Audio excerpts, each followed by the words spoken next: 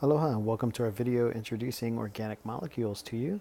Today we have a couple goals that we want to try and cover in the video. First of all, we're going to talk about what makes a compound an organic compound. Then we'll identify the 4 classes of organic compounds essential to living things. And then finally we'll talk a little bit about breaking down and putting together macromolecules. So, what is an organic molecule? Well, organic here is going to refer to life. So, we're talking about those molecules that are life dependent or life is built up of, things of that nature.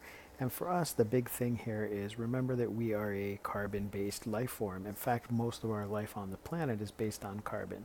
So, for an organic molecule to be considered organic, it has to have carbon in it. Now, that carbon can do several different things. We can have straight chains, which we'll talk about a little bit later. We also can have some branch chains, and then also carbon can form a ring by itself. One of the things to remember about carbon is that it has 4 bonding sites. So every time you see it, you're going to find out that it'll have 4 different things attached to it, or it'll have 4 bonds. Now, the key to most of our organic molecules are going to be these functional groups that we'll talk about, and you'll hear them mentioned quite a bit. This one you should remember from our acids and bases talk earlier in the term. We talked about the hydroxyl group, which is an oxygen and a hydrogen, but we have some others as well. We have a carbonyl group, which is going to be an end chain carbon double bonded to oxygen, or it can be inside of a chain. It's an oxygen double bonded to a carbon.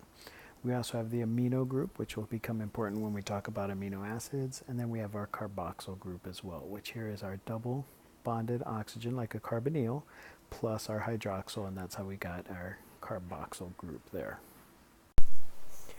Okay, a term you're going to hear a lot of is macromolecules. These quite simply are our big molecules, okay? And they're big for both reasons. Big in size, but also big in importance. There's 4 primary ones that we want to be concerned of. Most of them are going to come in the form of a polymer or something of a long molecule that's going to be made up of smaller things called monomers. And you can see here how they're all kind of linked together here. So when we're talking about the really big macromolecules, that's kind of what we're looking at there. Now, our 4 types are our proteins, and our proteins are built up of the amino acids. And this is what gives us our support, our function. They also work as enzymes. They're very important. That's what we're made up of, is proteins.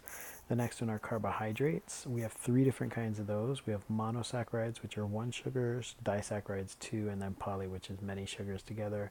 And this is where we get our energy from. The third is the lipids, and these are our fats and oils. They're made of a glycerol and some fatty acids, and this is how we have long-term storage for energy.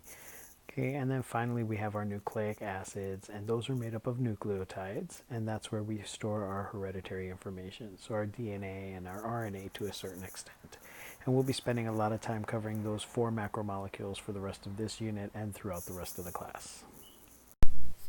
Okay, our final slide today is on dehydration, synthesis, and hydrolysis, and this one here is going to talk about how we make these big macromolecules.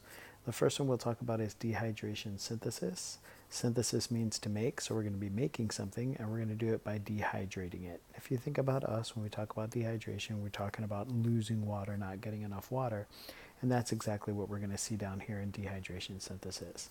If we take 2 molecules of sugar, we'll notice that we're going to take a hydrogen off of a hydroxyl group here, and our actual hydroxyl group off of the carbon over here, and by dehydrating this water out, what we're ended up with is a macromolecule here where both of the sugars are bonded to that leftover oxygen.